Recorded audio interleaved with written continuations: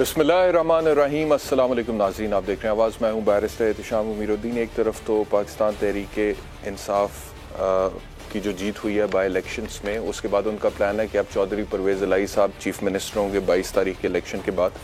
दूसरी तरफ जो है मरीम नवाज़ साहिबा इलेक्शंस के रिज़ल्ट के हवाले से कह रही हैं कि पाकिस्तान मुस्लिम लीग नवाज़ ने गेन किया है और पाकिस्तान मुस्लिम लीग नवाज़ के जो वोट्स हैं वो बढ़ गए हैं। और एक और ट्वीट है मेरे सामने, कोई तारिक जुनैद साहब हैं, इन्होंने एक बाकायदा तौर पर ग्राफ बनाया और उस ग्राफ में ये बताया कि पाकिस्तान तहरीक इंसाफ के वोटों में जो इजाफा हुआ है 2018 की निस्बत वो 32% है, जबकि पाकिस्तान मुस्लिम लीग नवाज़ के वोट्स में जो इजाफा हुआ है वो 39% है। ये वो कह रहे हैं इस ग्राफ के ज़रिए, जो ग्राफ शायद आप स्क्रीन पे देख भी सके। लेकिन हकीकत ये है कि ये पाकिस्तान मुस्लिम लीग नवाज़ अकेली का वोट बैंक नहीं है, ये PDM की 12 जमातों का वोट बैंक है, जिनमें से बहुत सारी पार्टीज़ की खैर पंजाब में एग्जिस्टेंस नहीं है, लेकिन है या नहीं है उसके बावजूद ये पाकिस्तान मुस्लिम लीग नवाज़ को सपोर्ट कर रही थी। अब एक तरफ इमरान खान अकेले थे, PTI अकेली थी, दूसरी तरफ PDM की 12 जमातें थीं और उन 12 जमातों ने मिल के जब इलेक्शन लड़ा और पाकिस्तान पीपल्स पार्टी ने अपना कैंडिडेट ही नहीं खड़ा किया पाकिस्तान मुस्लिम लीग नवाज़ के मुकाबले में, तो फिर जाके 39% का इंक्रीज़ हुआ है वोट बैंक में, जिसकी बुनियाद पर पाकिस्तान मुस्लिम लीग नवाज़ कह रही है कि हमने गेन किया। फैक्चुअली ये दुरुस्त नहीं है मेरे हिसाब से। बाकी जी राना सनाउल्लाह साहब ने क्या कहा है कि 5 बंदे हो जाए तो क्या होगा, ये सुने सर। परवेज़ इलाही के पास या PTI के पास 188 वोट हैं, हमारे पास भी 180 है, फ़र्क सिर्फ 5 वोटों का है। 5 लोग अगर उससे गैर हाज़िर हो गए तो उसके बाद फिर परवेज़ इलाही साहब वज़ारत आला जो है ना उसको ढूंढता करेंगे। राना साहब कह रहे हैं कि फ़र्क सिर्फ 5 वोटों का है। दूसरी तरफ महमूद रशीद साहब कह रहे हैं 14 वोटों का फ़र्क है। दोनों ही गलत हैं, क्योंकि जो असल फिगर है वो मेरे सामने है। पाकिस्तान तहरीक इंसाफ के 178, काफ लीग के 10, टोटल मिला के 188, नून लीग के 167, पीपल्स पार्टी के साथ आज़ाद 4, राहे हक 1, टोटल मिला के 179। तो फ़र्क 9 वोटों का है। ना राना सनाउल्लाह साहब दुरुस्त कह रहे हैं, ना ही महमूद रशीद साहब दुरुस्त कह रहे हैं। 9 वोटों का फ़र्क है। बहरहाल फवाद चौधरी कहते हैं कि हमजा शहबाज फौरी तौर पर अब वजारत आला छोड़ दें, क्यों चिमटे हुए हैं, ये भी सुन।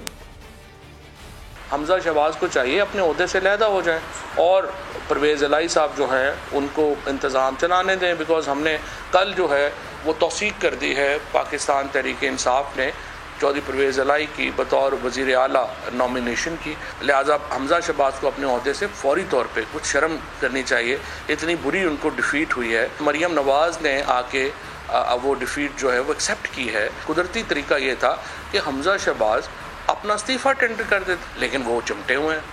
बेहतर तो ये होता कि फवाद चौधरी कुछ मतलब के रोशन मिसालें देते हैं माजी से, जैसे वो अपनी मिसाल, अपनी पार्टी की मिसाल देते और बताते कि देखें तहरीक अदम एतमाद मूव होने के बाद किस तरह से आइनी तौर पे फौरी तौर पर पाकिस्तान तहरीक इंसाफ ने जब वोटिंग कराई और उस वोटिंग में इमरान खान साहब 172 वोट सिक्योर नहीं कर सके, तो उसके बाद कैसे फौरी तौर पर वो दस्तबरदार हो गए वजारत उज़्मा के ओहदे से। सुप्रीम कोर्ट का फैसला आया तो फौरी तौर पर कैसे वो माना गया। जब उस्मान बुज़दार साहब के हवाले से ये हमजा शहबाज साहब सामने रहे थे तो किस तरह से उस्मान बुज़दार साहब फौरी तौर पर दस्तबरदार हो गए। गवर्नर जो थे उमर चीमा साहब, उन्होंने किस तरह से फौरी तौर पर एक्शन लेते हुए आइनी बहरान जितना भी पंजाब पाकिस्तान का सबसे बड़ा सूबा 12 करोड़ आबादी का उसमें बना, उसको अवॉइड किया। तो जितनी ये रोशन मिसालें थीं जो उन्होंने तरतीब दी हैं, जो उन्होंने सेट की हैं पिछले कुछ महीने में, 3 महीने में, उनका हवाला देने के बाद वो हमजा शहबाज को थोड़ी सी शर्म दिलाते तो शायद उन्हें आ भी जाती। लेकिन आपने खुद जो किया है, उसके बाद जो ट्रेंड बना है और उसके बाद जिस तरह मामलात गए हैं, ये टोटल इक्तदार की जंग है, टोटल इक्तदार की जंग है। आज मैं ये देख रहा था 2 रोज में डॉलर 12 रुपए और महंगा हो गया है। स्टॉक एक्सचेंज में कल 137 अरब का नुकसान हुआ था, मंदी हुई थी, आज 98 अरब है। फिच की रिपोर्ट है कि पाकिस्तान मुस्तहकम से मनफी में चला गया है। वो ये कहते हैं कि ज़र मुबादला के ज़खायर पिछले साल 16 अरब डॉलर पे थे, अब 10 अरब डॉलर पर रह गए और अगले साल पाकिस्तान ने 21 अरब डॉलर बैरूनी कर्जा अदा करना है। तो ये लोगों को ख्याल आ रहा है कि पाकिस्तान कैसा करेगा, वो अपनी उसके अंदर मनफी में लेकर जा रहे हैं। और हमारे सियासतदान जो हैं, the entire focus is on how to get the power in the parliament, in the assembly और इन ऐवानों में कैसे जाना है। अब एक और चीज़ जो इम्पॉर्टेंट है वो है इस्टेब्लिशमेंट का रोल, क्योंकि सिर्फ सियासतदानों की बात नहीं है, इस मुल्क में इस्टेब्लिशमेंट का पिछले 74 सालों में बहुत अहम रोल रहा है। उस हवाले से अब पाकिस्तान तहरीक इंसाफ क्या कह रही है, शुरू में इमरान खान साहब क्या कहते थे, हुकूमत में आने के बाद क्या कहते थे, हुकूमत से जाने के बाद क्या कहना शुरू हुए, अब ज़िमनी इलेक्शन जीतने के बाद क्या कहते हैं, थोड़ा सा एक क्विक उसको देख लेते हैं, उसके बाद आगे बढ़ते हैं। सबसे पहले आपको दिखाते हैं, कल भी मैंने आपको दिखा, गवर्नमेंट में आने से पहले जब नई नई सियासत शुरू की थी क्या कहते थे खान साहब, उसके बाद गवर्नमेंट में आए, फिर गवर्नमेंट में जिस तरह से हुकूमत चलाई वो बिल्कुल इसके बरक्स था, और फिर उन्होंने माना कि ऐसा नहीं हुआ। क्या क्या सुने। बहुत चीजें मैं और कर सकता था, लेकिन हमारे हाथ बंधे हुए थे, कोलिशन पार्टनर्स थे, ब्लैकमेल होते थे, बिल अपने बजट पास करवाना है तो मिन्नतें करनी पड़ती थी, हमें अपनी एजेंसीज को कहना पड़ता था कि उनको लेके आओ असेंबली में वोट कराने के लिए। अजाब से गुजरे हम। फिर तहरीक आदम एतमाद कामयाब होने के बाद जब इमरान खान के इस्टेब्लिशमेंट से ताल्लुकात बिगड़े, फिर उन्होंने सोचा कि अब हम इस हवाले से बात करेंगे, और फिर उन्होंने ये कहना शुरू किया अपनी कैंपेन्स में कि न्यूट्रल्स जो हैं वो न्यूट्रल्स ही रहें। वो कैंपेन क्या थी वो भी दोबारा याद करा दें। मैं अपनी फौज को भी कहता हूँ कि आप न्यूट्रल हैं, आपने कहा न्यूट्रल है, न्यूट्रल रहें इसका। एक्स और वाई को सिर्फ ये करना है कि वो कुछ ना करें। जिम्मेदारों का काम है कि पाकिस्तान की दफा करें, ये नहीं कि वो इम्पोर्टेड हुकूमत के साथ मिलकर तबाही करें पाकिस्तान की। न्यूट्रल जो है वो जरा न्यूट्रल ही रहे, उनकी बड़ी मेहरबानी होगी। हमारी इतला के मुताबिक न्यूट्रल नहीं है। फिर इलेक्शन ज़िमनी जो हुआ है उसमें हमने देखा किसी किस्म की कोई इंटरवेंशन, कोई इंटरफेरेंस नहीं हुई, किसी किस्म के कोई इल्ज़ाम भी नहीं आया। अब पाकिस्तान तहरीक इंसाफ की तरफ से गो के इलेक्शन कमीशन पर तो वो इल्ज़ाम लगा रहे हैं, लेकिन इस्टेब्लिशमेंट के हवाले से कोई बात अभी तक सामने नहीं आई है। इस्टेब्लिशमेंट ने इस इलेक्शन में किसी किस्म की कोई इंटरफेरेंस भी नहीं की है। तो अब जो मुतालबा था इमरान खान साहब का, अगर उन्हें लगता है कि वो मान लिया गया है और वो जो कहते थे न्यूट्रल ही रहें, तो क्या अब उसके बाद इमरान खान और इस्टेब्लिशमेंट की फिर कोई डील होने जा रही है? क्या इमरान खान साहब अब दोबारा इस्टेब्लिशमेंट के साथ मिलकर हुकूमत बनाएंगे, अगर बनाएंगे, या फिर इस्टेब्लिशमेंट के बगैर ही हुकूमत बनाएंगे, क्योंकि उनको लगता है कि अब वो इतने ताकतवर हो चुके हैं, अवाम उनके साथ हैं कि उन्हें इस्टेब्लिशमेंट की ज़रूरत भी नहीं है। शेख रशीद ने हाल ही में इस हवाले से एक अहम इंकशाफ, तो शेख रशीद जो कि शुरू से ही हर सियासतदान को कहते हैं कि GHQ के गेट नंबर 4 की पैदावार है, ये नवाज शरीफ, ये फलाना, ये टमकाना, और सबसे पहले शेख रशीद साहब GHQ के गेट नंबर 4 की पैदावार है। और ये तो अपने आप को ऑफिशियली तर्जुमान भी बोलते हैं इस्टेब्लिशमेंट का।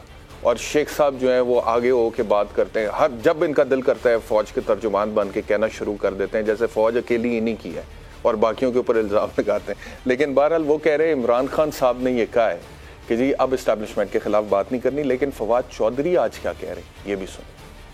राना सनाउल्लाह और उन्होंने कोशिश की है कोई 1-2 दिन से, लेकिन जिन्होंने उठाना था उन्होंने कहा भाईजान अपनी के जो एक्स और वाई थे वो एक्चुअली जेड हो गए, यानी ख़त्म हो गया।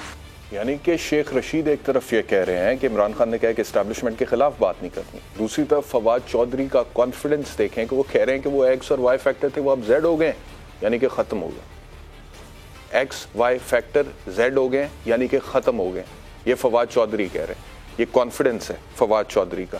शहबाज गिल साहब अपना बाजवा जो क्लैन है, ट्राइब है, उसको मिला रहे हैं chief of the army staff के साथ इस्टेब्लिशमेंट के बारे में बात करते हुए। क्या कह रहे हैं वो भी सुने। इस्टेब्लिशमेंट को पाकिस्तान में एक दफ़ा फैसला करना पड़ना है कि क्या उन्होंने हुकूमती जो मामलात हैं, तोड़ जोड़, हुकूमत गिराना बनाना, उसमें अपना अमल दखल रखना चाहते हैं, रखें, खुल के सामने आके बैठ के रखें। क्यों? वो भी इसी मुल्क के बेटे हैं, शनाख्ती कार्ड उनके पास भी नादरा का है, इधर की माँ ने पैदा किया हुआ है। मेरी माँ भी बाजवा है, बाजवा साहब के वालिद बाजवा हैं, एक ही ट्राइब, एक ही खून, एक ही लोग हैं, हम को फर्क तो नहीं। अगर ये करना है तो इसको आईनी तरीका इसका बना लें, अगर नहीं करना तो फिर जो आइन ने तय किए हैं वो सबको उसे फॉलो करना पड़ेगा।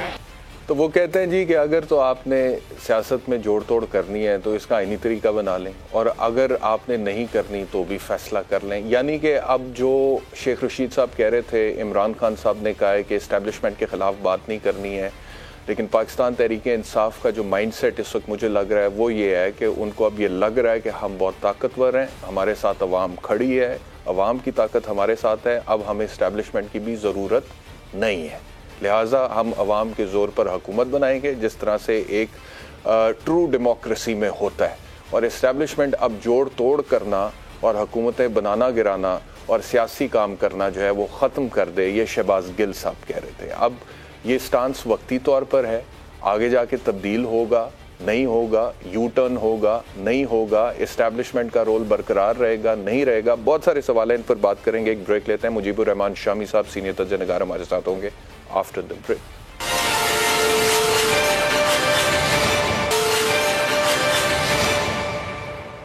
Welcome back to Awaaz. मुझे ज्वाइन किया है सीनियर सहाफ़ी जर्नलिस्ट मुजीबुर रहमान शामी साहब ने, किसी तारुफ के मोहताज नहीं है। शामी साहब बहुत शुक्रिया मुझे ज्वाइन करने के लिए। इससे पहले कि हम आए कि 22 तारीख को क्या होगा, राना सनाउल्लाह साहब ने कहा है कि अगर 5 बंदे एब्सेंट हो जाएं, गायब हो जाएं, तो उसके बाद फिर परवेज़ इलाही साहब वज़ीर आला नहीं बन सकते। क्या ऐसा मुमकिन है? नहीं है। लेकिन उससे पहले मैं चाहता हूं कि कुछ इमरान खान साहब के एस्टैब्लिशमेंट के साथ जो ताल्लुकात और उनके नज़रियात एस्टैब्लिशमेंट के बारे में रहे हैं, जब उस वक्त से कि जब उन्होंने सियासत शुरू की थी, मैंने दिखाया कि वो कहते थे कि मैं एस्टैब्लिशमेंट के कंधों पर बैठकर नहीं आऊँगा। उसके बाद हुकूमत बनी, फिर पूरे पाकिस्तान में एक पेज की मिसालें दी गई। बहुत सारे लोगों को ये मसला हुआ कि ये उनके कंधों पर बैठकर आए भी हैं, हुकूमत भी कर रहे हैं, और सबके साथ, कुछ लोगों के साथ मीडिया को भी ये शिकायत थी कि ज्यादती भी कर रहे हैं। ये देखें ना, ये पैका 2022 लेकर आ रहे हैं। क्यों? क्योंकि इनका 1 पेज है, कहते हैं एस्टैब्लिशमेंट हमारे साथ है, ये कुछ भी कर सकते हैं पाकिस्तान में। अब वो कहते हैं कि मुझसे गलती हुई। अब मैं इत्तेहादी, हम एजेंसीज को कहते थे कि लेकर आओ, और वो फिर एजेंसीज लेकर आती थी, हम ब्लैकमेल होते थे। अब मैं एस्टैब्लिशमेंट के कंधे पे बैठ के नहीं आऊंगा। फिर शेख रशीद ने एक बयान दे दिया, उन्होंने कहा है जी कि खान साहब ने कहा है कि एस्टैब्लिशमेंट के खिलाफ बात नहीं करनी है। लेकिन फवाद चौधरी साहब का आज का स्टेटमेंट है, वो कहते हैं XY फैक्टर जो था वो अब Z हो गया है, यानी कि खत्म हो गया, यानी कि खत्म हो गया। फवाद चौधरी के अल्फाज हैं, आगे इन्वर्टेड कॉमर्स में दे रहा हूं। तो अब क्या PTI का ज़ेन क्या है, कि क्या उनका ज़ेन ये है कि हम इतने ताकतवर हैं कि हमें एस्टैब्लिशमेंट की ज़रूरत नहीं है, और क्या अब एस्टैब्लिशमेंट को इरेलेवेंट होना चाहिए, पॉलिटिक्स के अंदर नहीं आना चाहिए, या फिर ये इस पर यू टर्न ले सकते हैं? आपका क्या तज्जिया है शामी साहब?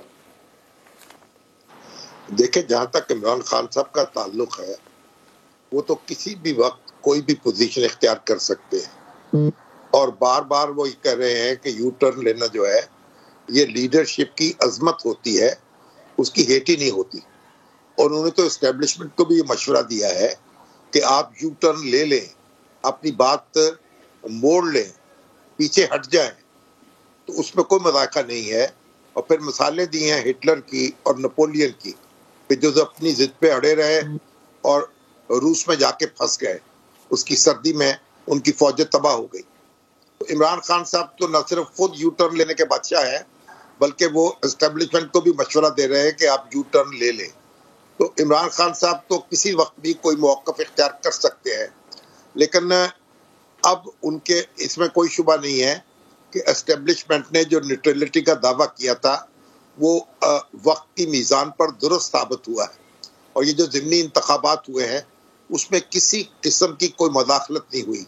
तमाम अदारों ने अपना आईनी किरदार अदा किया है, और किसी किस्म की बदअमनी के बगैर पूरे अमन सुकून से इंतखाबात हुए हैं, और इमरान खान साहब ने 20 में से 15 नशिस्तें जीत ली हैं।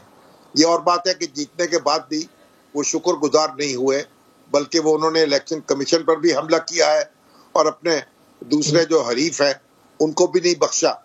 तो इमरान खान साहब जो है उनको अगर एस्टेब्लिशमेंट की न्यूट्रलिटी का यकीन हो जाएगा, फिर भी वो उस पर अपना दबाव बढ़ाए रखेंगे, XY बातें करते रहेंगे और ये प्रेशर अपना डालते रहेंगे। लेकिन जो ज़मीनी हक़ाइक़ हैं वो खुद बोलते हैं, वो मोहताज नहीं होते किसी दलील के। आफ्ताब आमद दलील आफ्ताब, तो दुनिया ने खुद देख लिया है अपनी आंखों से कि ना कोई मिस्टर X था, ना मिस्टर Y था, और हर चीज़ जो है वो पूरे कायदे और ज़ाब्ते और करीने के मुताबिक हुई है। तो एस्टेब्लिशमेंट के लिए यही बेहतर है कि वो इसी रवश पे गामजन रहे, और सियासत जो है वो सियासी जमातों पर और सियासी रहनुमा पर छोड़ दे। जिसको अवाम चाहें उसको इख्तिदार दें, और जिसको चाहें उसको अपोजिशन बेंचों पर बैठा दे। तो मेरा ख्याल यही बात, आईनी रास्ता भी यही है और सलामती का रास्ता भी यही है। शामी साहब बिल्कुल ठीक है। क्या ऐसा होगा जो आपने कहा, जो कंक्लूड आपने किया है कि एस्टैब्लिशमेंट को भी यही चाहिए कि वो सियासतदानों को सियासत करने दें, और उन्होंने साबित भी किया कि हम न्यूट्रल हैं, और खान साहब का जो मुतालबा था वो भी पूरा हो गया। आगे ऐसा होगा या ये वक्ती तौर पर है जो कुछ हुआ है? नहीं, मेरा ख्याल है कि जो हालात जहां तक पहुंच चुके हैं, देखिए जब आप सियासत में बहुत ज्यादा दखल देते हैं, कुछ न कुछ दखल किसी न किसी तौर तो जारी रहा है। हमारे हालात ही ऐसे रहे हैं, आपको पता मार्शल लॉ लगे हैं, बार बार फौजी हुकूमतें कायम हुई हैं और उसकी वजह से एस्टेब्लिशमेंट का रोल भी बढ़ गया है। लेकिन सवाल यह है कि अगर आप बहुत खुले तरीके से मुदाखलत करेंगे और आप उसमें एक फरीक बन जाएंगे तो फिर सियासत आपके अंदर घुस जाएगी। जब आप सियासत में बहुत ज्यादा घुसेंगे तो सियासत आपके अंदर घुस जाएगी, और सियासत जो है अगर हमारे दफाई अदारों में घुसती है तो फिर इससे बुरी बात कोई हो नहीं सकती। ये पाकिस्तान की सालमियत जो है उसको इससे बड़ा नुकसान कोई और पहुंच नहीं सकता। तो इसलिए जरूरी बात है कि हमारे दफाई अदारे वो अपने आप को महफूज रखें। वो पूरी कौम के अदारे हैं, पूरी कौम को उन पर एतमाद होना चाहिए। अब ये बताइएगा शामी साहब, अगर वो फरीक बनेंगे, ये बताइएगा। जी जी बिल्कुल ठीक, आपका पॉइंट आ गया। ये फरमाइएगा कि राना सनाउल्लाह साहब ने आज जो बात की, उन्होंने कहा कि अगर 5 बंदे एब्सेंट हो जाते हैं फिर बन गए परवेज इलाही साहब वजीर आला, तो सॉरी कल कही है भाई, कल कही है। तो अब ये अगर इस तरह की बात होती है आपके ख्याल में दुरुस्त होगा या मतलब वो जैसे हम वो वकालत करते हुए अक्सर कहते हैं ना, let the law take its course, तो let the politics takes its course. जिसके पास नंबर ज्यादा है उसको बनने दो यार चीफ मिनिस्टर। तमाशा लगाया हुआ है इस मुल्क के अंदर, डॉलर देखें सर किधर चला गया है, स्टॉक एक्सचेंज मंदी का शिकार है, एक अजीब सा तजब्जुब है, एक अजीब सी कंफ्यूजन है, लोग पूरी दुनिया पाकिस्तान को देख रही है और ये अभी भी बंदे एब्सेंट कराने के आगे पीछे ये भी सोच रहे हैं, पीटीआई वाले भी सोच रहे हैं। फवाद चौधरी का भी स्टेटमेंट है शामी साहब, वो कहते हैं कि हम इनके 5 से ज्यादा एमएनएस के साथ राब्ते में, जो वो कर रहे हैं वो ये कर रहे हैं और दोनों एक जैसी हरकतें कर रहे हैं। तो मुल्क का कौन सोच रहा है? हम आदमी हैं, तुम्हारे जैसे, जो तुम करोगे तो हम करेंगे। देखिए बात ये जो कुछ भी करते रहे, बुनियादी बात यह है कि कायदे और ज़ाब्ते के मुताबिक कार्रवाई होनी चाहिए। जिसके पास मेजॉरिटी है वो वज़ीर आला बने और जो मेजॉरिटी जिसके पास नहीं है वो अपोजिशन बेंचों पे बैठ जाए। ये तो एक उसूली बात है, इसमें दो राय हो नहीं सकती। लेकिन हमारे यहाँ ये जो पंजाब असम्बली में जो कुछ हुआ है और ये अदालतों के जो फैसले आए हैं उनसे भी सूरत हाल जो है बड़ी पेचीदा होती चली गई है। अब ये जो इलेक्शन होने वाला है पंजाब असम्बली में, ये दूसरे मरहले का इलेक्शन है, यानी इसमें 186 वोट हासिल करना किसी उम्मीदवार के लिए जरूरी नहीं है। यानी कामयाबी के लिए 186 वोट दरकार नहीं है। जो मेंबर उस वक्त ऐवान में मौजूद होंगे उनकी मेजॉरिटी फैसला कर देगी कि कौन वज़ारत आला का हकदार है। अब राना सनाउल्लाह ने जो गुफ्तगू की है मैं उसकी तायीद तो नहीं कर सकता, लेकिन सुना मैंने ये है कि अब्दुल अलीम खान और जो हमारे तरीन साहब हैं उनके कुछ अभी ऐसे लोग मौजूद हैं पीटीआई में जो उनके राब्ते में हैं और उनके असर और रसूख में हैं। अगर वो लोग गैर हाजिर रहने का फैसला करते हैं या वो अपनी नशिस्तों से इस्तीफा दे देते हैं तो फिर तो जाहिर है कि पीटीआई के लिए मुश्किलात पैदा हो सकती हैं। लेकिन मेरा ये ख्याल है कि डर्टी पॉलिटिक्स जो है उसकी कोई हद होनी चाहिए और बड़ी अब कोई अब सबक सीखना चाहिए। मुल्क जिस हालत में तो है पूरा साइकिल वैसे ही रिपीट होगा ना शामी साहब। अगर ऐसा होता है मिसाल के तौर पे, जी मिसाल के तौर पे अगर पीटीआई के कुछ लोग मुनहरिफ हो जाते हैं तो फिर तो ये पूरा साइकिल दोबारा वैसे ही रिपीट होगा जो कुछ हुआ है, वो 20 नशिस्तों वाला जितना भी मामला बना है। अगर वो मुनहरिफ नहीं होते हैं, सिर्फ रिजाइन कर देते हैं, वो उनका एक आईनी कानूनी हक है, वो कर सकते हैं। लेकिन ये बात आपकी दुरुस्त है कि फिर परवेज इलाही साहब का वजीर आला बनना एक मसला बन सकता है। लेकिन परवेज इलाही साहब अभी बड़े कॉन्फिडेंट है कि मैं वजीर आला बनने जा रहा हूँ और वजीर आला बनने के बाद मैंने आईजी पंजाब और चीफ सेक्रेटरी पंजाब के साथ क्या करना है वो तो आज उन्होंने स्टेटमेंट दे भी दिया है। क्या दिया है सुन लें सर। सुप्रीम के हुक्म है तो सबसे पहले हमने इलेक्शन कराना है। इलेक्शन होने के बाद इनको आईजी और चीफ सेक्रेटरी को सिर्फ ये नहीं होना, उनको सजा भी होनी है इंशाल्लाह, ये लिख लें। जी शामी साहब वो कहते हैं ये आईजी को और चीफ सेक्रेटरी को सजा दिलवानी है, सजा होनी है इनको। क्या कहेंगे? ओ भाई बात यह है परवेज इलाही साहब बड़े एक सर्दो गर्म चशीदा सियासतदान है, पुराने सियासतदान है। उनका तहम्मुल और बुर्दबारी जो है वो बड़ी उसकी शोहरत रही है। लेकिन गुज़श्ता चंद माह से उन्होंने अपना जो बैलेंस है उसको खो दिया है। अब वो आईजी और यस इस मुल्क में अदालतें मौजूद हैं, कोई बादशाह नहीं बन जाना वज़ीर आला ने कि उसका हुक्म जो है वो नाफिज हो जाएगा। ये वफाकी हुकूमत जो है अपने अफसरान को वापस ले जाएगी और फिर अदालतें मौजूद हैं, वो वहां भी उनकी फरियाद सुनी जाएगी। तो ऐसी बातें करने का कोई फायदा नहीं है। चौधरी परवेज इलाही साहब को अब काबू पाना चाहिए अपने आप पर, और इस तरह का कोई मैसेज नहीं देना चाहिए जिससे हालात खराब हों, उनके हाथ कुछ ना आए। उनको चाहिए कि वो खुले दिल का मुजाहरा करें। बहुत शुक्रिया शामी साहब हमें ज्वाइन करने के लिए। एक वक्त है ब्रेक के बाद वापस आते हैं। वेलकम बैक टू आवाज। आगे बढ़ते हैं। ख्वाजा साद रफीक साहब ने आज मीडिया टॉक करते हुए क्या कहा, जरा सुन। पंजाब के ज़िमनी इंतखाबात किसी जमात की मकबूलियत या किसी की अदम मकबूलियत का पैमाना नहीं है। 39% वोट्स का इजाफा हुआ है एज कम्पेयर टू 2018 2018 के निस्बत हमारे वोट बढ़े हैं। तो किस बात के शादियाने बजाए जा रहे हैं, और कौन सा तूफान है जो आ गया जो थम नहीं रहा? ये तूफान जो उठाया गया ये भी थमेगा और इसके आगे बंद भी बांधा जाएगा। इस झूठ का, फितने का डट कर मुकाबला किया जाएगा। वफाकी हुकूमत इंशाल्लाह अपनी टर्म पूरी करेगी और मुल्क की बेहतरी के लिए तमाम इक़दामात बरूए कार लाएगी। मजीद उन्होंने क्या कहा ये भी सुनेगा। वोट को इज्जत देने वाले वो हैं जो ये पॉलिटिकल क्लास बैठी है। इस आवारागर्द आदमी का क्या लगा है? ये तो सिर्फ आवारागर्दी करता रहा, और ये सबसे पहले परवेज मुशर्रफ के घुटनों पे झुका था उसके बूट पॉलिश करने के लिए। दूसरों को कहते हो चेरी ब्लॉसम, खुद क्या हो? सर से पांव तक खुशामद हो, हमेशा एम्पायर के साथ मिलकर खेले हो। इस शख्स के 4 साल के करतूत हैं जिनकी वजह से पाकिस्तान माशी दिवालियापन की दहलीज पे आके खड़ा हो गया।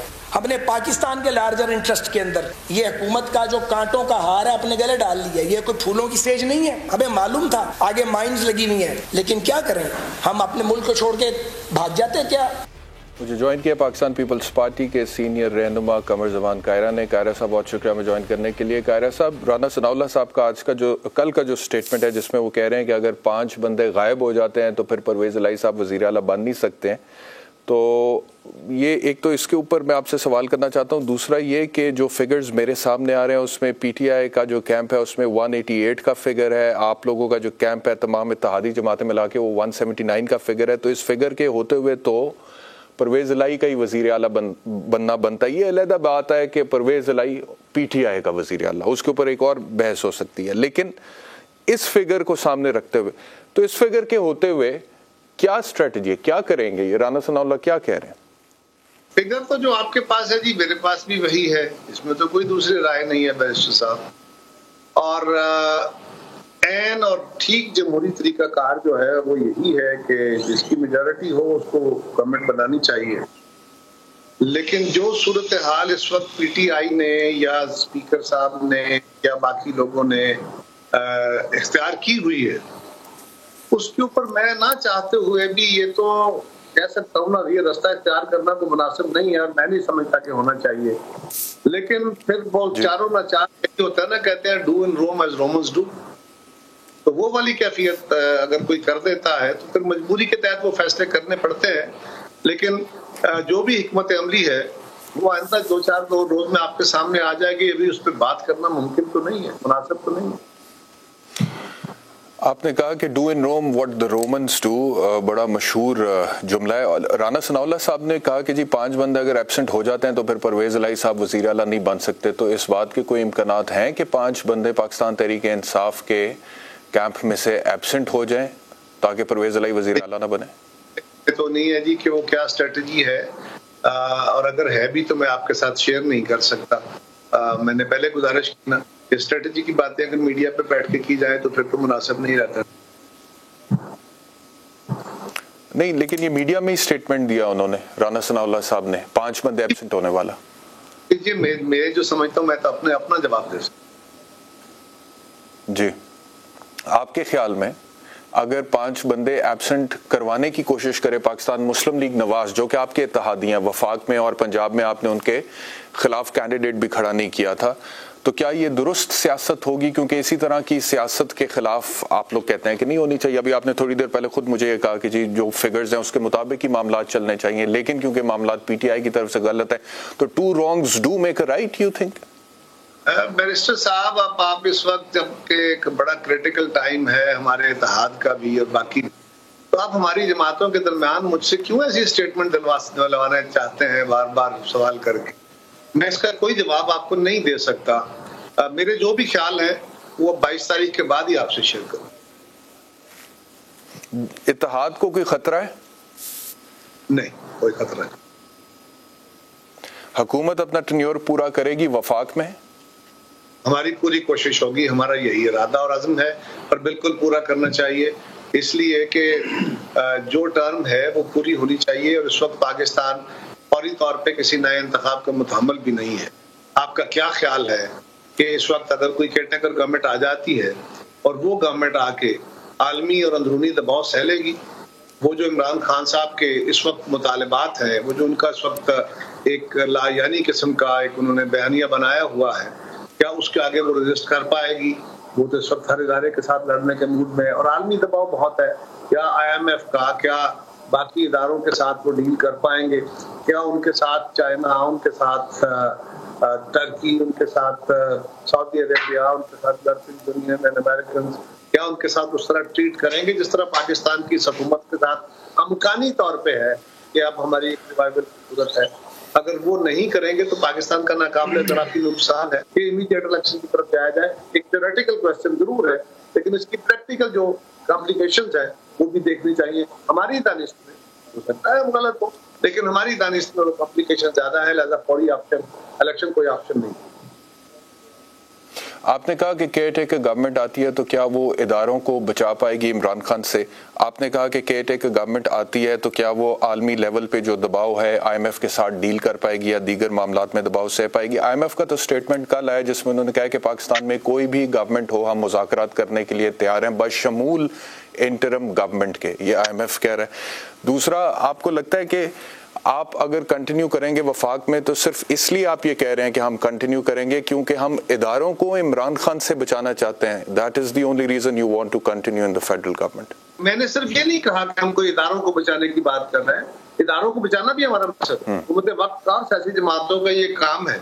अगर कोई सियासी जमात, अगर कोई हुकूमत अपने कौमी इदारों के साथ लड़ना चाहती है, वो हमारे सिक्योरिटी के इदारे हों या हमारा इलेक्शन कमीशन हो या हमारा अदालती निजाम हो, जिस तरह अदालत का एक फैसला आया और अदालत को फांसी के रस्से दिलाए गए, तो क्या इस सूरत हाल में ये हमारी जिम्मेदारी नहीं है कि हम तरीके कार में ठहराव लाएं और चीजों को स्ट्रीमलाइन करके? प्रोसेस तो अपनी जगह चलना है, टाइम पे इलेक्शन होंगे। हमारी दानिश में जो ये बात दुरुस्त है कि IMF और केयरटेकर गवर्नमेंट के साथ पहले भी बात करती रही, आइंदा भी करेगी, लेकिन क्या caretaker government point of strength से बात कर रही होगी या पॉइंट ऑफ वीकनेस से बात कर रही होगी? क्या उनके अंदर ये सलाहियत होगी जो इस वक्त कोalition की जमातों के साथ है? हाँ, ये बात अलग। इस वक्त पाकिस्तान को एक इज्तिमाई फिक्र, इज्तिमाई शऊर की जरूरत है, और अनफॉर्चुनेटली खान साहब उस तरफ जाने को तैयार नहीं है। अगर हम इस वक्त एक इज्तिमाई तौर पर कुछ फैसले करें पाकिस्तान की सियासी, और हमने ये काम आज भी कह रहे हैं, ये बात जब इमरान खान साहब वज़ीर आज़म थे और पूरे तमतराक से थे, उनकी हुकूमत शुरू हुई थी, उस वक्त भी कहा, उनकी हुकूमत के दरमियान भी कहा, जब PDM बनाया उस वक्त भी कहा, उसके बाद फिर नेचुरली हमने कहा कि ठीक है खुदाफिज है। तो अब भी हम कह रहे हैं कि कोई जमात, मेरी हो या मुस्तंबीक हो या कोई और जमात, कोई एक जमात इस वक्त पाकिस्तान के मसाइल का हल नहीं कर सकती। लिहाजा सबको मिलजुल के बैठ के फैसले करने चाहिए। और खान साहब के दौर में जब कभी सियासी जमातों का इस्तेमाल किया गया नेशनल सिक्योरिटी के लिए या पाकिस्तान की इकोनॉमी के लिए या बाकी चैलेंजेस के लिए, तो सारी जमातें गई सिवाय खान साहब के खुद, जो उस वक्त वज़ीर आज़म थे, और आज भी सारी जमातें इकट्ठी हुई मां सिवाय खान साहब के। ये जो रवैया उनका है, अपने आप को अलग रख के हर इदारे को, हर फर्द को, हर जमात को बुरा कहते चले जाना, जो उनके साथ साथ कोऑपरेट नहीं करता। आप ये कह रहे हैं कि जी सारी सियासी जमातों को इकट्ठा होना चाहिए क्योंकि कोई एक जमात पाकिस्तान के मसाइल का हल नहीं कर सकती है, लेकिन इमरान खान तो बिल्कुल एक डिफरेंट नैरेटिव लेकर चल रहे हैं ना। वो उनका जो बयानिया बिक रहा है अवाम में, वो तो यही है, वो कहते हैं कि सब चोर डाकू इकट्ठे हो गए, माजरत के साथ ये इमरान खान साहब कहते हैं, और फिर बैरूनी साजिश का नैरेटिव उन्होंने बिल्ड किया, फिर उनका बयानिया बिका भी है, ज़िमनी इलेक्शन के जो रिजल्ट्स थे उससे हमें पता लग गया। दूसरी तरफ आप ये कहते हैं कि हमने मुल्क को बचाना है, आप कहते हैं हम सख्त फैसले लेंगे, सख्त फैसले लिए हैं, पेट्रोल, डीजल, बिजली, टैक्स, महंगाई, बजट जो भी है सामने आए हैं, इवेंचुअली आप लोगों को मिलेगा क्या towards the end of the tenure, अगर इलेक्शन 2023 में अपने वक्त पर होते हैं? आप लोग इन फैसलों के, इमरान खान की पिछली परफॉर्मेंस को लोग भूल गए, अब उसके नैरेटिव को याद रखे हुए हैं। आपकी परफॉर्मेंस 3 महीने की भूल नहीं पा रही, ज़िमनी इंतखाब में उसके नताइज आपने देख लिए हैं। साल बाद क्या होगा अगर इसी परफॉर्मेंस के साथ आप लोग जाते हैं जनरल इलेक्शंस में? पहली गुजारिश तो यह है जी कि ज़िमनी इंतखाबात में इमरान खान साहब की छोड़ी हुई 20 सीटों में से 5 सीटें वो लूज कर गए हैं, और वो 4 हम जीत गए। बाकी जगहों पे भी कंपटीशन हुआ है, कहीं उनके ज्यादा वोट आए हैं, कहीं हम ज्यादा लीड से जीते हैं। तो ये जनरली एक फिजा रही है। ये सीटें खान साहब की थी, उनकी जमात के पास, तो उनसे सीटें वो अपनी रिटेन कर गए, उसमें से कुछ सीटें वो लूज कर गए। और जो हुकूमत थी इस वक्त बैठी हुई, ये कोई स्टेबल हुकूमत नहीं थी। जो पंजाब के अंदर हालात हैं या थे अभी तक, वो आपके सामने है। एक स्टेबल हुकूमत का इसके ऊपर जो सांचा बनता है ना, कि जो सिटिंग गवर्नमेंट होती है वो बाय इलेक्शन जीत लेती है, तो वो नहीं बनता। ये बात और कि खान साहब के अपने दौर में भी जो बाय इलेक्शन हुए वो भी हम मेजोरिटी में जीतते रहे, लेकिन यहाँ क्योंकि गवर्नमेंटों का तासुर था ही जरा कमजोर।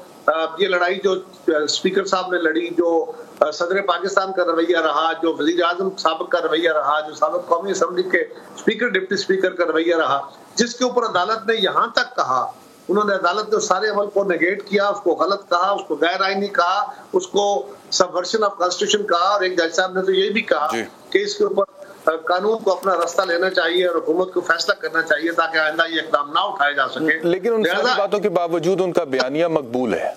मैं आपसे इत्तेफाक करता हूँ इन सारी बातों पर, लेकिन वो मकबूल तो है। बयानिया अपनी जगह। आप ये फरमाइए, मैं अगर आपसे पर्सनली सवाल करूं, आपकी जाती राय में आपका तज्जिया, क्या साजिश के बयानिए में कुछ सदाकत है? मैंने तो कह रहे साहब बहुत तनकीद की है इस बयानिए के ऊपर। मैंने तो बड़ी दफा कहा है कि ये हमारी कौमी सलामती पर जर्ब है कि हम कहें कि डोनाल्ड लू के कहने पे यहाँ पे हुकूमत का तख्ता उल्टा गया। और ये दूसरा ये है कि अगर डोनाल्ड लू ने कहा भी था, तो उसका ज्यादा से ज्यादा उसको धमकी कह सकते हैं, साजिश तो वो हो सकती नहीं ना। ये कौन सी साजिश हुई? एक हुकूमत का थर्ड सेक्रेटरी आपके एम्बेसडर को कह रहा है कि आपकी हुकूमत में अगर ये हुआ तो हम ये करेंगे। ये कभी ये धमकी तो हो सकती है, साजिश तो नहीं हो सकती। लेकिन ठीक है, बात ये है खान साहब ने बहरहाल इसको बेचा। अच्छा, खान साहब ने इसको कम्युनिकेट अच्छा किया। यही मैं कह रहा हूँ आपसे, ये मैं आपसे यही मैं कह रहा हूँ आपसे। हाँ ठीक है। अच्छा, अब मुझे ये बताएगा, इमरान खान साहब का जो दौरे हुकूमत था अप्रैल 2022 से पहले 2018 में शुरू हुआ था, उस वक्त पे मैं अपनी जाती राय में मुझे लगता है कि उस वक्त ऑपोजिशन की तरफ से अगर कोई बयानिया मकबूल हुआ था तो वो सिलेक्टेड का था, जो आपकी पार्टी के चेयरमैन बिलावल भुट्टो जरदारी साहब ने दिया था लोगों को। और सिलेक्टेड के हवाले से अक्सर टॉक शो में बड़ी बात होती थी और फिर वो लोगों ने काफ़ी हद तक उस चीज़ को बाय भी किया। अभी इमरान खान जब आए तो उन्होंने ये इम्पोर्टेड हुकूमत नामंजूर और उन्होंने कहा कि ये बैरूनी साजिश है, ये बयानिया किया। जब आप लोग सिलेक्टेड कहते थे इमरान खान को, तो क्या उस वक्त एस्टैब्लिशमेंट इमरान खान के साथ थी? देखिए, ये बात तो खान साहब खुद ही कहा करते थे कि हम सब एक पेज पे हैं, तो उस पर क्या राय दूं अपनी। और ये एक माजी है, लेकिन साहब एक चीज में छोटी, आज आप लोग हुकूमत में, इसी की कंटिन्यूएशन है, फिर आप तफसील से जवाब दे दें कह रहे सब। आज आप लोग हुकूमत में, जिस तरह से इमरान खान के इत्तेहादी टूटे हैं, कुछ अरकान मुनहरिफ हुए हैं, आप लोग सब इकट्ठे हो गए जिनके बारे में लोग सोच भी नहीं सकते थे। PMLN पीपल्स पार्टी इकट्ठी हो जाएगी, आप लोग इकट्ठे हो गए, आपने कैंडिडेट भी नहीं खड़ा किया। तो क्या आज एस्टैब्लिशमेंट आपका साथ दे रही है? अगर तब उनके साथ थी तो आज आपके साथ भी। पहली गुजारिश ये है कि पीपल्स पार्टी का ये नैरेटिव पहले दिन से था, जब खान साहब एक पेज पे थे सब इदारों से कह रहे थे कि हमें खान साहब के खिलाफ तहरीक चला के अदम एतमाद की तहरीक लानी चाहिए, हमें रास्ते ब्लॉक करने और सिट इन के रास्ते पे नहीं जाना चाहिए। ये पीपल्स पार्टी का वाज़ेह मौका, जलसे, जुलूस, रैलियां सब करें और अदम एतमाद की तहरीक लाएं। जब हम PDM से अलग हुए, उसमें भी बुनियादी आंसर यही था, हमारे बाकी साथियों का तकाजा इस्तीफों का था और हमारा तकाजा जो था वो अदम एतमाद का। लिहाजा ये जो है कि हमें किसी ने बना के दिया और हम आपस में इकट्ठे नहीं थे। पहले इस पे सब जमातें इकट्ठी नहीं थी, लेकिन जब इस पे इकट्ठी हो गई, सबको ये समझ आई बात, तो पीपल्स पार्टी का बयानिया जी पहले से मौजूद था, हमें किसी ने बना के नहीं। दूसरी गुजारिश ये है कि हमारे पास ऑप्शंस थे क्या? इस वक्त आपने फरमाया कि हम जो कर रहे हैं, खान साहब का जो माजी का बैगेज था वो लोग भूल गए हैं और उनके मौजूदा जो बयानिया है साजिश का और जो भी है उसको लोगों ने बाय किया है और बाय इलेक्शंस के अंदर भी वो रिफ्लेक्ट हुआ। मेरा जाती राय में इस वक्त जितनी धूल उड़ी हुई है, ये चंद दिन में ये गुबार जो फतह का है ये उतर जाएगा, तो इसके ऊपर रैशनल डिबेट जब होगी तो पता चलेगा कि खुद मुस्लिम लीग ने अपनी सीट नहीं हारी, कोई और किसी हुकूमती अलायंस में से किसी ने सीट नहीं हारी, पीटीआई अपनी सीटें हारी है और खान साहब ने अच्छी कैंपेन की। आप पंजाब लूज कर गए, 12 जमातें इकट्ठी होने के बावजूद आप लोग पंजाब लूज कर गए, वो पंजाब ले गए आपके हाथ से। गुजारिश ये है कि पंजाब लूज कर गए, जनरल इलेक्शन में नहीं। उनके कुछ लोग जो डिफेक्ट किए उसकी वजह से उनकी जमात जो थी वो माइनॉरिटी में गई और वो जब अदालत का फैसला आ गया उनके वोट नहीं गिने जाएंगे तो वो एक टेक्निकल रीजन है। उसकी बुनियाद ये नहीं है कि हमको सारे इलेक्शन हार गए। जहां पे मुस्लिम लीग का या पीपल्स पार्टी का या हमारे इत्तेहादी जमातों के वोट बैंक का ताल्लुक है, जिन जिन जगहों पे हम जीते थे, आज जिन जगहों पे हमारी पोजीशन अपनी जगह अल्हम्दुलिल्लाह कायम है। ये तो खान साहब के अपने बैंक था, उनके अपने वोट थे, उनकी जीती हुई सीटें थी, उनके जो साथी इत्तेहादी थे, ये वो सीटें वो सारी रिटेन नहीं कर पाए। हाँ, उसमें हुकूमत का भी एक असर होता, लेकिन अगर हुकूमत स्टेबल होती तो और सूरत हाल होती।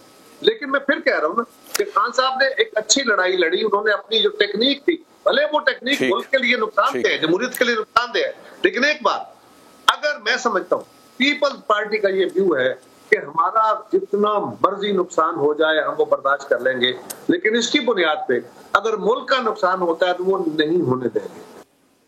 बहुत बहुत शुक्रिया कमर जमान कायरा साहब हमें ज्वाइन करने के लिए। कुछ मईशत की बात कर लेते हैं क्योंकि 2 रोज़ में डॉलर तकरीबन 12 रुपये महंगा हुआ है, रुपए की कदर गिरी है। 137 अरब रुपए का स्टॉक एक्सचेंज में कल नुकसान हुआ था सरमायाकारों का और 137 का आज हुआ है और कल 98 अरब रुपए का हुआ था और मुस्तहकम से मनफी में चली गई है फिच की रिपोर्ट जो है पाकिस्तान के हवाले से। डॉक्टर मोहम्मद जुबैर साहब ने मुझे ज्वाइन किया है। माहिर, बहुत शुक्रिया डॉक्टर साहब हमें ज्वाइन करने के लिए।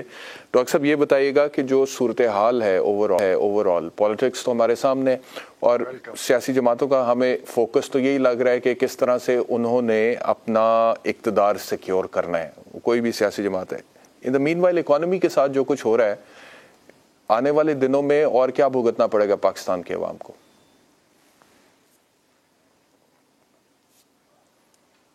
जनाब देखिए, आपको, पाकिस्तान के अवाम को और हम सब को ये सियासी जो इस वक्त एक दंगल लगी हुई है उसी का नतीजा हमें भुगतना पड़ेगा। आप ये याद रखिए कि ये सियासी पार्टियां मिलजुल कर अगर बैठे, जैसे कायरा साहब कह रहे थे, मैं सुन रहा था, तो इनके पास मिलजुल कर भी इकॉनमी का हल नहीं है, इसलिए कि इनको इन चीजों की समझ नहीं है, चाहे जो पार्टी भी हो। अब तो कम से कम 12 पार्टियां एक तरफ हैं, ये अपना बताएं। मिफ्ता इस्माइल लगे हुए हैं, इनके इसाक डार वहां लंदन में बैठे हुए हैं, ये अपने पीपल्स पार्टी में 3-4 इनके मिनिस्टर रह चुके हैं। इनको मैक्रो इकोनॉमिक्स की समझ नहीं है और साथ ही साथ जिस वक्त सियासी बहरान एक पॉलिटिकल अनसर्टेनिटी की तरफ जाता है तो डॉलर के ऊपर और प्रेशर पड़ता है। ये याद रखिए कि अभी IMF का जो इस वक्त स्टाफ लेवल जो एग्रीमेंट हुआ है, मैंने IMF में 12 साल काम किया है, बड़े ममालिक पर काम किया। मैं बताऊं, स्टाफ लेवल एग्रीमेंट ये होती है कि हाँ, बुनियादी तौर पर हमने हुकूमत के नुमाइंदों से कुछ चीजें तय पा ली हैं। अब ये बोर्ड, उसको जो एग्जीक्यूटिव बोर्ड है वो उसको देखेगा और उसको अप्रूव करेगा, लेकिन साथ उन्होंने ये भी कहा है कि पाकिस्तान की जो इस वक्त जो पॉलिसी में जो कमजोरियां हैं वो अभी तक अपनी जगह पर है और उसमें और उनको काम करना पड़ेगा। और दूसरा उन्होंने ये भी कहा है कि अगर बैनुल अक़वामी हालात और बिगड़े पाकिस्तान के लिए, यानी कि अगर तेल की कीमत और बढ़े या कमोडिटीज की बढ़े या फूड आइटम्स की बढ़े, तो फिर पाकिस्तान को और भी कुछ इक़दामात लेने पड़ेंगे। अब यहाँ पर आती है सियासी फैसले जिनका असर होता है अवाम के ऊपर।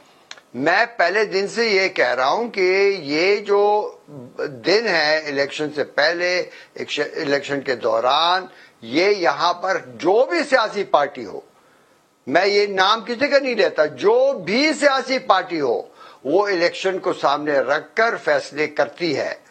इन लोगों ने तो कहा कि हम दुश्वार फैसले ले रहे हैं, लेकिन उन्होंने क्या किया, सारा बोझ उन्होंने डाल दिया अवाम के ऊपर।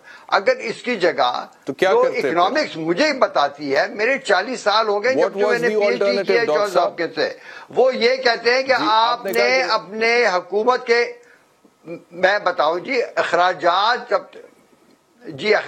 जब तक 15-20% नहीं काटे, जब तक हुकूमत ने 15-20%, तो मेरी बात मैंने बहुत जोर जोर से कही थी, मैंने कहा डिफेंस भी काटे, उसके जवाब में डिफेंस ने अपनी कुछ एक्सपेंडिचर्स कट की हैं, लेकिन सिविल गवर्नमेंट जो है उसने अपने अखराजात और बढ़ाई हैं, तनख्वाहें और बढ़ाई हैं, प्रोजेक्ट और बढ़ाए हैं, इसलिए कि यहाँ पर सियासत होती है वोटों को किसी तरीके से खरीदना, ये प्रोजेक्ट दे दो, ये सड़क दे दो, ये वो कर दो, ये फलाने करेक्शनें दे दो, ये उस गेम में लगे हुए हैं, और यही आपको महंगाई को बढ़ा रही है। मैक्रो इकोनॉमिक्स ये कहती है महंगाई को भी यही बढ़ाती है, और साथ ही करंट अकाउंट डेफिसिट को और कमजोर करती है। जब आपका करंट अकाउंट डेफिसिट कमजोर होता है, डॉलर, जाहिर है डॉलर की कीमत रुपयों में बढ़ेगी, और ये बढ़ती जाएगी। ये मेरे से लिखा हुआ ले ले, जब तक ये करंट अकाउंट डेफिसिट कम नहीं होता, आज आप ये डॉलर कितने में है, 222 पर है, शायद ये 250 पर भी जाएगा और भी जाएगा, आप खरीद ले डॉलर। जी फरमाइए। सवाल ये है, आपने कहा कि इन्होंने अपने अखराजात बढ़ा दिए, जी इन्होंने कहा, आपने कहा कि इन्होंने अपने अखराजात बढ़ा दिए, और यहाँ पर वोट लेने का तरीका ये होता है, ये सड़क बना दो, ये प्रोजेक्ट कर लो, ये प्रोजेक्ट कर लो। लेकिन प्रोजेक्ट करना तो अच्छी बात होती है, इकोनॉमी का पहिया घुमाने के लिए प्रोजेक्ट्स तो करने पड़ते हैं, सड़कें भी बनानी पड़ती हैं। इमरान खान भी वेल्थ क्रिएशन की बात करते थे। मैं एक मिसाल दे दूं, उसके बाद आप तफसीली जवाब दीजिएगा। मैं एक मिसाल दे दूं, उसके बाद आप तफसीली जवाब दीजिएगा। मुझे याद पड़ता है, सुन तो लें, मुझे याद पड़ता है कि वो अमेरिका में जब द ग्रेट डिप्रेशन आया था, तो उस जमाने के वहाँ के जो थिंक टैंक्स थे, उन्होंने ये फैसला किया कि हम किसी तरीके से ज़्यादा डेवलपमेंट के प्रोजेक्ट्स करें, क्योंकि ज़्यादा डेवलपमेंट प्रोजेक्ट्स होंगे, उससे ज़्यादा रोज़गार, ज़्यादा मौके, ज़्यादा अपॉर्चुनिटीज़ होंगी। तो क्या ये फिलॉसफी गलत है? क्या हम क्या करें, प्रोजेक्ट्स करना बंद कर दें तो वो मईशत का पहिया जमूद का शिकार नहीं हो जाएगा क्या? नहीं जनाब, देखिए बात सुने, आप बता रहे हैं केन्जियन इकोनॉमिक्स में जैसे ग्रोथ को बढ़ाना होता है, पैसे खर्चे जाएं, आप पैसे खर्चे जाएं, उससे इकोनॉमी के पहिए घूमता जाता है। और जैसे कि ऐसे रिवाज साहब कहते हैं कि करप्शन भी हो तो उससे पहिए घूमते जाते हैं, ऐसी बात नहीं है। पाकिस्तान का मसला है स्टेबलाइजेशन का। पिछले साल ग्रोथ रेट हुई है 6%, लेकिन बावजूद उसके एक हमारी मईशत जो है वो एक बहुत सीवियर इकोनॉमिक क्राइसिस में। वो क्राइसिस क्या है? क्राइसिस ये है कि आपकी कीमतें भी, देखिए स्टेबलाइजेशन की जो क्राइसिस होती है उसमें कीमतें भी बढ़ती हैं और आपका करंट अकाउंट डेफिसिट भी बढ़ता है। वो इसलिए कि डोमेस्टिक डिमांड, डोमेस्टिक अखराजात जो हैं, अभी ये सुन ले गौर से, डोमेस्टिक अखराजात जो हैं ये डोमेस्टिक प्रोडक्शन से बहुत ज्यादा हैं। जब अखराजात ज्यादा होंगे, प्रोडक्शन कम होगी, तो वो अखराजात किधर जाएंगे? वो महंगाई को भी बढ़ाएंगे, कीमतों को भी बढ़ाएंगे, और साथ ही वो जी मैं अखराजात जनाब, आपकी जो बजट की डेफिसिट है वो 7-8% है जीडीपी का। वो जनाब आप जब बजट में आप कम से कम 15-20% कम करते तो आपको इतने ज्यादा टैक्स ना लगाने पड़ते। और ये भी याद रखिए, ये जो अभी आपने टैक्स लगाए ना, इस पर भी IMF बिल्कुल अपना गौर से देखती रहेगी। अगर उसे रेवेन्यू नहीं बढ़े, और मेरे ख्याल में नहीं बढ़ेंगे ज्यादा, क्यों? इसलिए कि मईशत ठप हो रही है, आहिस्ता हो जाएगी उसके साथ। तो वो जब नहीं बढ़ेंगे वो कहेंगे और टैक्स लगाओ। अगर वो ये नहीं कहते टैक्स लगाओ, वो कहेंगे आप अपना जो खसारा है बजट का उसको कम करें। उसको खसारे को कम करने के दो तरीके होते हैं। एक ये होता है कि जी देखिए एक सेकंड मैं समझा दूं, एक खसारा कम करने के दो तरीके हैं, या आप अपने अखराजात कम करें या आमदन बढ़े। तो वो कहेंगे अच्छा अगर अखराजात नहीं कम करते तो आप आमदन बढ़े। एक आप इसको आसान तरीके से मैं समझाऊं, एक घर में एक डेफिसिट बढ़ रहा है तो आप क्या करते हैं कि आप और खर्चे करेंगे? नहीं, आप ठीक है, बहुत शुक्रिया, मेरे पास अब वक्त खत्म हो गया। डॉक्टर साहब, thank you very much for join. किसी वक्त एक तफसीली नशिस्त आपके साथ करेंगे क्योंकि बड़े इंटरेस्टिंग आपके ख्यालात हैं और मैं इसके ऊपर आपसे डिबेट करना चाहूँगा। लेकिन मुझे ज़ाती तौर पर यह लगता है कि चाहे वो कोई घर है, चाहे वो कोई मुल्क है, सिर्फ खर्चे कम करने की अगर आपकी अप्रोच है ना, खर्चा कम कर लो, तो फिर आप तरक्की नहीं कर सकते। आप अपॉर्चुनिटीज़ क्रिएट करें, आप ग्रोथ की तरफ फोकस करें कि मैंने पैसा बनाना कहाँ से, तो फिर आप तरक्की करते हैं। खर्चे कम करने से आप सर्वाइव कर सकते हैं, ग्रोथ पे फोकस करने से आप तरक्की कर सकते हैं। लेकिन इसके ऊपर डॉक्टर साहब से बहस करेंगे किस दिन तफसील के साथ। बहुत शुक्रिया हमें ज्वाइन करने के लिए। इंशाल्लाह कल मुलाकात होगी। अल्लाह हाफ़िज़।